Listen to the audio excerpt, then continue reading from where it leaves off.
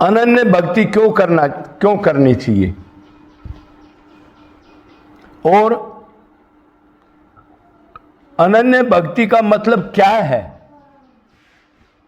अनन्य भक्ति क्या है, मतलब किसे कहते हैं, और ये भक्ति क्यों करनी चाहिए, इस पे इतना जोर क्यों दिया है। अनन्य भक्ति से ही मैं प्राप्त होता हूं, अनन्य शरणागति से ही आपके कलेश पाप ये दुख दूर हो सकते हैं और एक दिव्य शरीर के साथ अपने असली घर पर रह सकते हो सदा के लिए। अनन्य भक्ति करनी पड़ेगी। भक्ति क्यों नहीं कहा, अनन्य क्यों लगा दिया।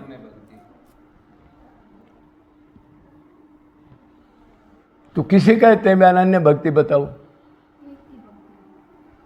एक की किसकी भक्ति, शाबाश। अनन्य भक्ति का मतलब यह है अब एक की एक के साधे सब सदै, सब साधे सब जाए। इसी को भगवान ने कहा संख्यात्मक बुद्धि विनश्यते, कभी इधर कभी उधर कभी उधर, वो अच्छा वो बुरा ये ठीक है, वो इसी चक्कर में विनाश करके अपनी जिंदगी खो देता है। वो एक लाइन पर कभी नहीं जम सकता।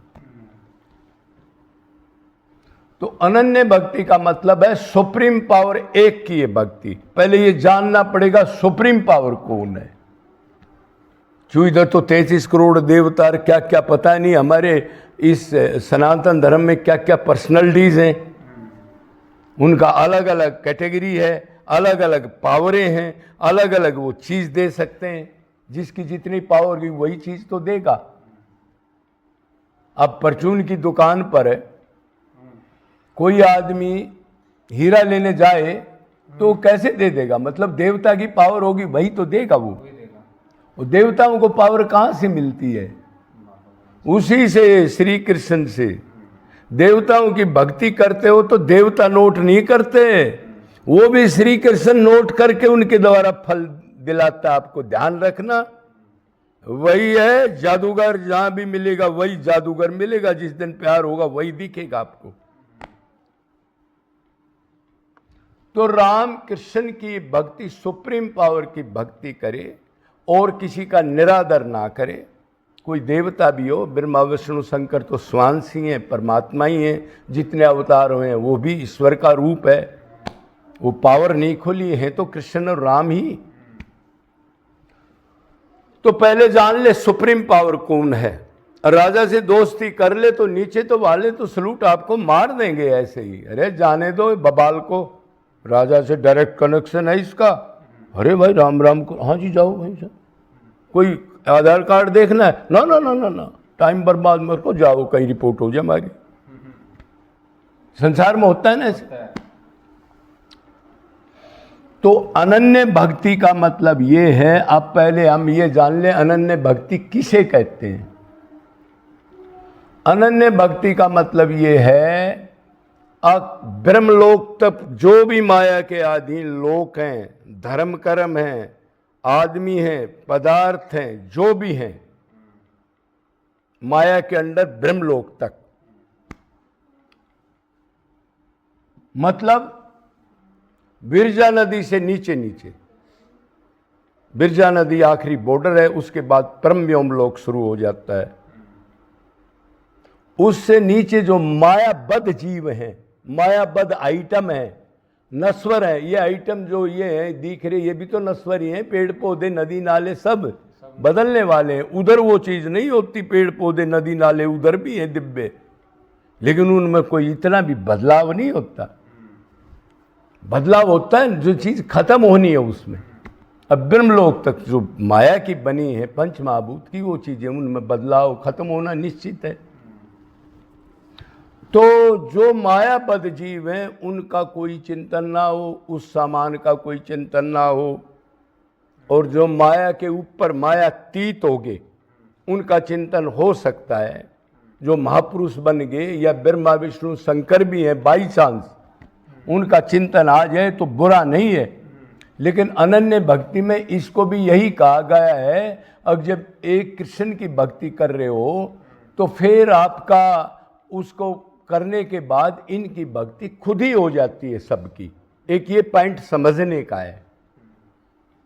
भगवान ने कहा मैं उल्टा पीपल का दरख्त हूं, जड़ मेरी गोलोक में है और तना ब्रह्मा जी है, मोटा तना होता है ना, और ब्रह्मा जी का पुत्र कौन है? शंकर भगवान, तने वगैरह मोटी मोटी टहनियाँ, और उसके बाद वरुण कुबेर देवता सूर्य चंद्र आदि जो भी हैं, शनि देव, ये देव, सब देव। तो जड़ में पानी डाल दोगे तो पूरा दरख्त लहला उठेगा, राजी हो जाएगा। ऐसे ही समझ लो आप, डाउट मत करो आप। आपके पितर देवता, नदी नाले, भूत राक्षस पिशाच जो भी अनंत हैं, सब खुश हो जाएंगे। रे श्री कृष्ण की भक्ति कर रहा है, सलाम करो इसको, सबकी भक्ति हो जाएगी। ये जिस दिन यकीन हो गया, फिर वो आदमी कभी डाउट में नहीं जाता। तो अनन्य भक्ति का मतलब फिर और छोटी न मात्रा में क्लियर कर दें, किसी आदमी का डाउट हो। राधा कृष्ण सीताराम दोनों एक ही चीज है। उनके गुण रूप लीला धाम, उनमें भी उतनी ही पावर है। आप गुण का चिंतन करे जाओ, कितने दयालु हैं, भक्त का पतन नहीं होता था, कितना ही पाप करके मेरे पास आ जाओ, मैं उसको माया मुक्त कर दूंगा,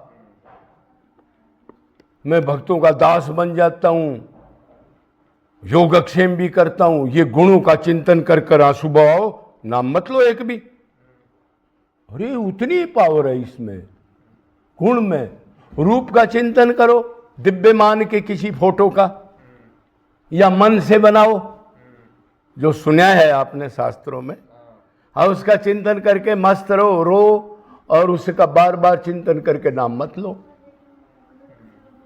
राधा कृष्ण उसके गुण रूप लीला धाम, इसको कहीं भी चिंतन लोगे एक फल मिलेगा।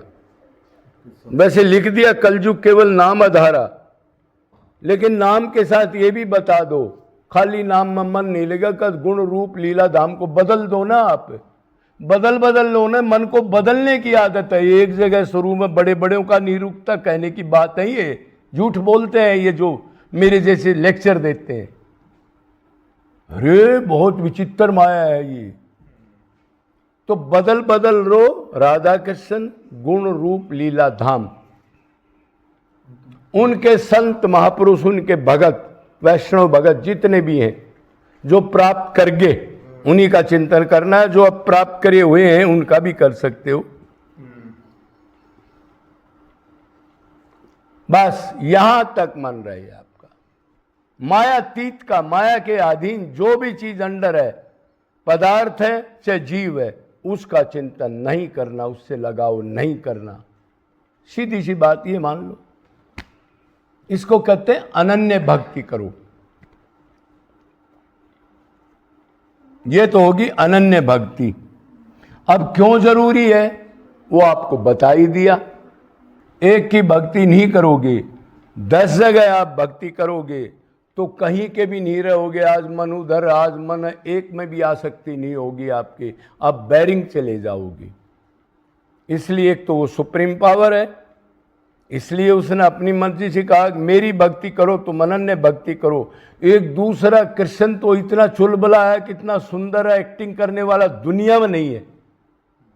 अब शिव जी का ध्यान कर लो, नॉर्मल आदमी डर भी सकता है। माई, किसी काली माई का ये हो, मैं तो जानता नहीं ज्यादा, उनका ध्यान कर लो, क्या क्या हाथ में रखते हैं, वो डर जाओगे। इसकी बंसी, ये तो चीज पागल कर देती है ना। पागल बना दिया तेरी याद ने कन्हैया,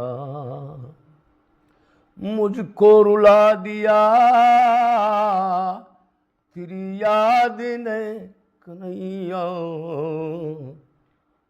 पागल बना दिया। तो ये पागल बनाने वाला है, ये ऐसा भूत है, एक बार लग गया तो आपके सारे भूत उतार कर ये कंट्रोल करके बैठ जाएगा। और इससे भूत, मौत, माया, यमराज सब कुछ थर थर कांपता है, फिर नजदीक नहीं आएगा दोबारा।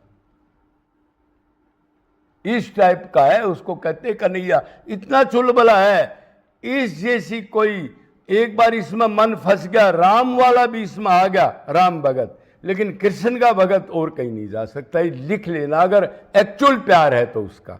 और भाई एक्टिंग है, संसार की ये कामना है, वैसे ड्रामा कर रहा है तो उसका तो कोई इलाज होता नहीं।